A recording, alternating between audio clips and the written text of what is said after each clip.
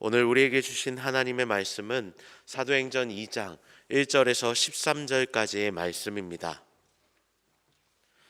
사도행전 2장 1절에서 13절까지의 말씀, 성경은 188면에 아이워십은 22면에 있습니다. 사도행전 2장 1절에서 13절까지의 말씀을 우리 함께 받들어 읽겠습니다. 이는 살아계신 하나님의 말씀입니다. 오순절 날이 이미 이름에 그들이 다 같이 한 곳에 모였더니 호련히 하늘로부터 급하고 강한 바람 같은 소리가 있어 그들이 앉은 온 집에 가득하며 마치 불의 혀처럼 갈라지는 것들이 그들에게 보여 각 사람 위에 하나씩 임하여 있더니 그들이 다 성령의 충만함을 받고 성령이 말하게 하심을 따라 다른 언어들로 말하기 시작하니라. 그때 경건한 유대인들이 천하 각국으로부터 와서 예루살렘에 머물러 있더니 이 소리가 나매 큰 무리가 모여 각각 자기의 방언으로 제자들이 말하는 것을 듣고 소동하여 다 놀라 신기하게 여겨 이르되, 보라, 이 말하는 사람들이 다 갈릴리 사람이 아니냐? 우리가 우리 각 사람이 난 곳 방언으로 듣게 되는 것이 어찌 됨이냐? 우리는 바데인과 메데인과 엘람인과 또 메소포다미아, 유대와 갑바도기아, 본도와 아시아, 부르기아와 밤빌리아, 애국가 및 구레네에 가까운 리비아 여러 지방에 사는 사람들과 로마로부터 온 나그네 곧 유대인과 유대교에 들어온 사람들과 그레데인과 아라비아인들이라. 우리가 다 우리의 각 언어로 하나님의 큰 일을 말함을 듣는도다 하고 다 놀라며 당황하여 서로 이르되, 이 어찌 된 일이냐 하며, 또 어떤 이들은 조롱하여 이르되 그들이 새 술에 취하였다 하더라. 아멘. 오늘 우리가 살펴볼 본문은 사도행전입니다. 저마다 성경을 기록한 사람이 있지요. 그것처럼 사도행전을 기록한 사람 또한 있습니다. 사도행전은 누가 기록했을까요?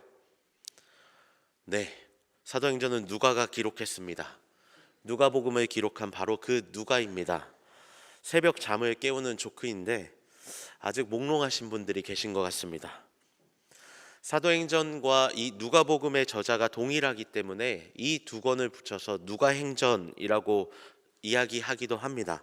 이를 알려주는 것이 바로 사도행전 1장 1절에 나오는 내용입니다. 데오빌로여, 내가 먼저 쓴 글에는 이라고 시작되는 바로 이 부분입니다. 내가 먼저 쓴 글, 즉 이전에 썼던 내용이지요. 누가복음의 내용을 이야기한다 할 수 있습니다. 누가복음 1장 3절에 데오빌로 각하에게 라는 표현을 통해서 이를 살펴볼 수가 있습니다. 누가복음을 다 기록했던 이 누가는 이후에 예수님의 승천에 대한 이야기를 언급하면서 사도행전을 기록하기 시작했습니다. 오직 성령이 너희에게 임하면 너희가 권능을 받고 온 유대와 예루살렘과 사마리아와 땅끝까지 이르러 내 증인이 되리라 하셨던 그 말씀을 마치신 주님께서 하늘에 올라가신 장면을 다루고 있습니다. 이후에는 흰옷 입은 두 사람이 제자들 곁에 서서 주님 다시 오실 것이다 라고 이야기해주고 또 마띠아를 세우는 장면으로 1장의 내용을 마무리하고 있죠.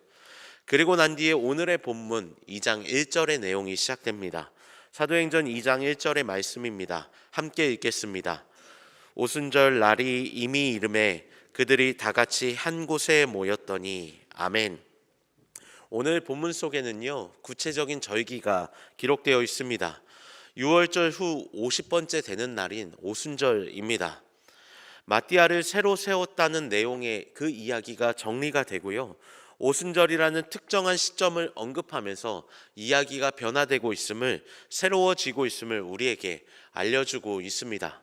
이 오순절 날에 제자들이 한 곳에 모여 있었는데 그때 호련히 하늘로부터 급하고 강한 바람 같은 소리가 있어서 그들이 앉은 온 집에 가득했다. 또한 마치 불의 혀처럼 갈라지는 것들이 그곳에 있었던 각 사람 위에 임했다라고 성경은 명확하게 기록하고 있습니다.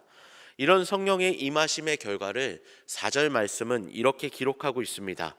그들이 다 성령의 충만함을 받고 성령이 말하게 하심을 따라 다른 언어들로 말하기를 시작하니라 라고 말입니다.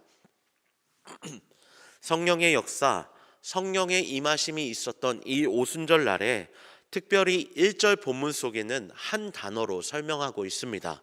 바로 이름에라는 단어입니다.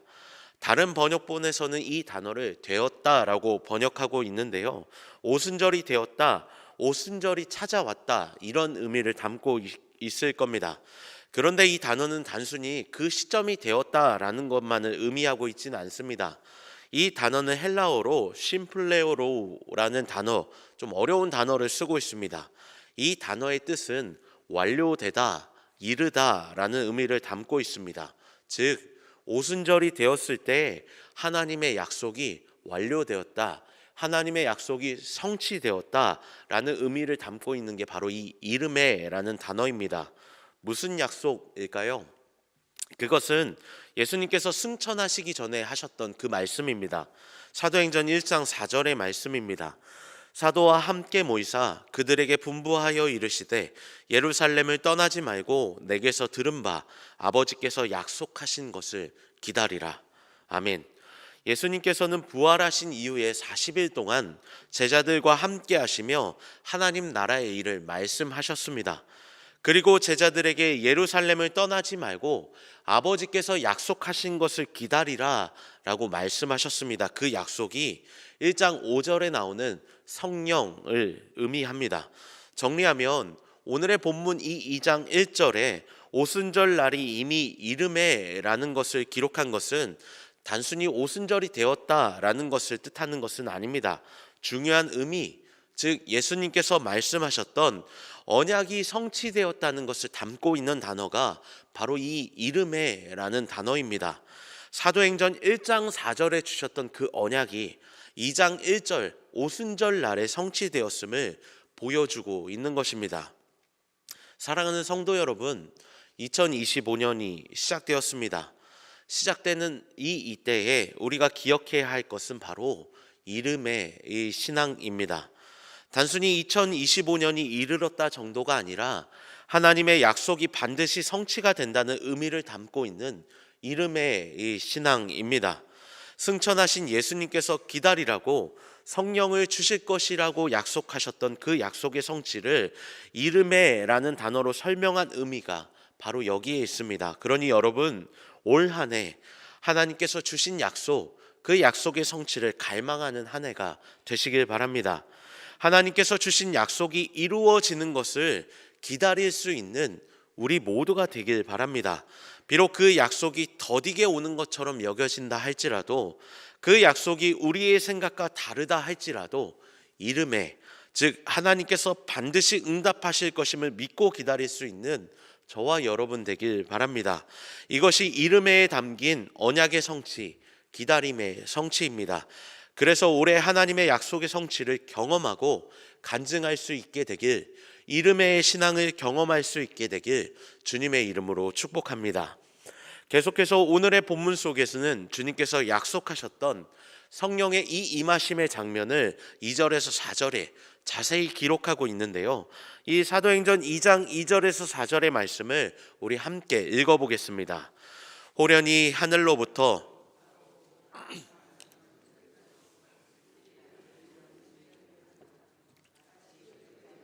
갈라지는 것들이 그들에게 보여 각 사람 위에 하나씩 임하여 있더니 그들이 다 성령의 충만함을 받고 성령이 말하게 하심을 따라 다른 언어들로 말하기를 시작하니라.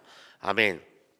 사도행전을 기록한 누가는요, 이 성령의 임재를 먼저 강한 바람으로 묘사하고 있습니다. 강한 바람 같은 소리죠. 즉 청각적인 장면으로 묘사하고 있습니다. 그런데 이 급하고 강한 바람 같은 소리를 제자들만 들었는지 혹은 다른 사람들에게도 들렸는지 성경은 침묵하고 있습니다만, 중요한 것은 그 바람이 바로 하나님의 영을 상징했다라는 사실입니다. 마치 에스겔서 37장 9절에서 14절에 나오는 그 장면과 비슷합니다.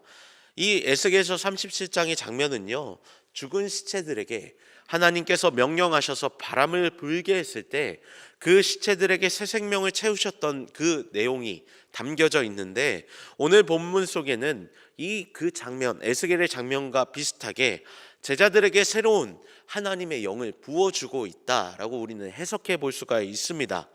청각적인 사건인 이 급하고 강한 바람 같은 소리 이후에 시각적인 사건인 마치 불의 혀처럼 갈라지는 것처럼 그들에게 보였다라는 장면이 묘사되고 있습니다. 각 사람 위에 하나씩 임했다라는 성령의 임하심의 사건을 아주 자세하게 기록하고 있는 것입니다. 그 모습이 어떠했든 그 소리가 어떠했든 중요한 것은 성령의 임하심 사건 이후의 결과입니다. 성령의 임하심 이후에 이 제자들은요, 성령의 충만함을 받고 성령이 말하게 하심을 따라 다른 언어들로 말하기 시작했다는 겁니다. 이는 성령의 은사 중 아마도 방언이라고 할 수 있을 겁니다. 그런데 우리가 흔히 이해하는 방언과 전혀 다릅니다.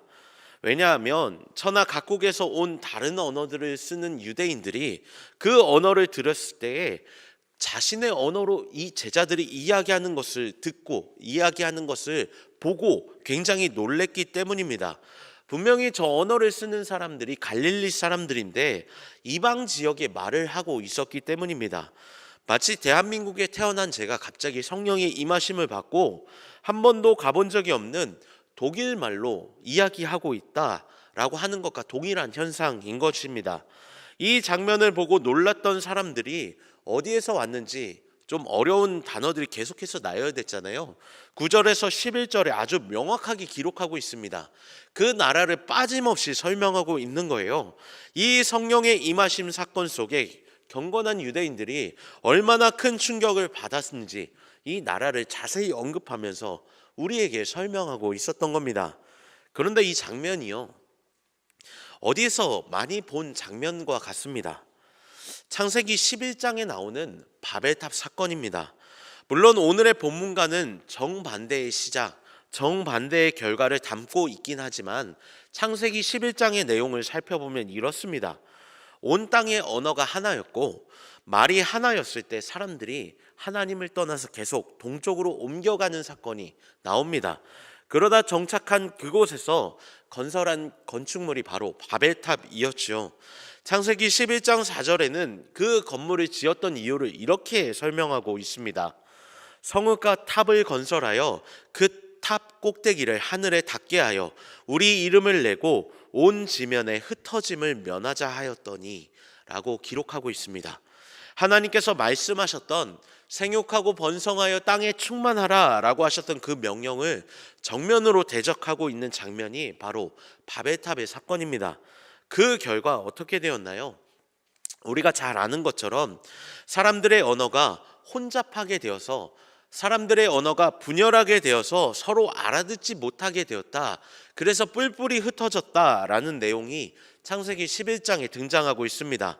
사람이 자신이 주인이 되어 하나님이 아니라 자신이 주인이 되어 자신의 뜻대로 살려고 했을 때 발생한 일이 바로 바벨, 혼잡함, 분열이었던 겁니다. 그러나 오늘의 본문은 이와 정반대의 역사가 기록되어 있습니다. 하늘로부터 임했던 급하고 강한 바람 같은 소리, 마치 불의 혀처럼 갈라지는 것처럼 그 성령의 임하심이 나타나자 바벨탑과는 정반대의 역사가 나타났던 겁니다. 죄의 길이 아닌 생명의 길로, 살리는 길로, 연합의 길로 그 결과가 나타났던 것이죠. 자신에게서 출발한 것이 아니라 하나님으로부터 출발했을 때 하나님의 은혜 가운데 놀라운 역사, 하나됨의 역사, 언어가 하나가 되는 통일의 역사, 이 연합의 역사가 나타났던 것입니다. 그것이 바로 성령의 역사인 것이죠. 사랑하는 성도 여러분, 바벨탑과 이 성령의 임하심의 사건을 기억하시길 바랍니다. 올 한 해를 계획하면서 여러분 어떤 계획을 세우고 계신가요? 아마도 저마다의 계획이 있을 겁니다. 그러나 여러분, 각자가 세운 그 계획을 하나님께 강요하는 것이 아니라 성령의 임하심을 기다리며 계획해 나갈 수 있게 되길 바랍니다. 자신의 계획을 세워 주님께 강요하는 그 길이 아니라, 그래서 잘못된 길로, 분열의 길로, 실패의 길로 가는 바벨탑 사건의 길이 아니라 주님의 약속을 붙잡고 기다리며 하나님이 주신 말씀을 갈망하며 세워가는 이 계획의 길, 성령의 임하심의 길을 선택하시길 바랍니다. 비록 그때가 내가 생각한 것과 다르게 찾아온다 할지라도, 오랜 기다림이 필요하다 할지라도 반드시 응답되는 연합의 놀라운 역사로 가장 좋은 길로 선물을 주시는 그 성령의 역사하심을 기대하며 신뢰하며 오늘 기도하며 나아갈 수 있는, 계획할 수 있게 되는 여기 계신 명선의 성도님들 되시길 바랍니다.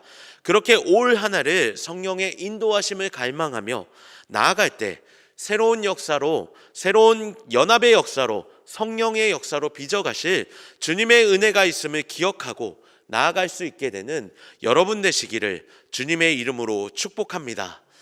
이 사건 이후에 사람들은 이 놀라운 언어를 이야기했던 사람들을 보고 술에 취했다라고 비아냥거리며 이야기하고 있습니다. 그 말인 즉슨 사람들이 이해하지 못했다라는 의미입니다. 우리가 하나님의 뜻대로 살아가게 된다면 세상 사람들은 이해하지 못합니다. 바벨탑의 역사와 정반대의 길로 갔을 때, 하나님의 일하심의 역사로 나아갔을 때 우리가 이해할 수 없는 방법으로 우리의 길이 하나하나씩 세워져 가기 때문입니다. 사람들의 계획과 다르기 때문입니다. A가 있으면 B가 있어야 되고 B가 있으면 C가 있어야 되는데, 하나님의 길을 묻고 기도하며 나아가는 우리에게는 A가 있고 때론 C가 있고 때로는 Z가 나타날 때가 있기 때문에 그렇습니다. 그런데 그 결과는 사람들의 계획과는 정반대의 놀라운 연합의 역사, 하나님의 역사, 완성된 역사가 있음을 기억하시길 바랍니다.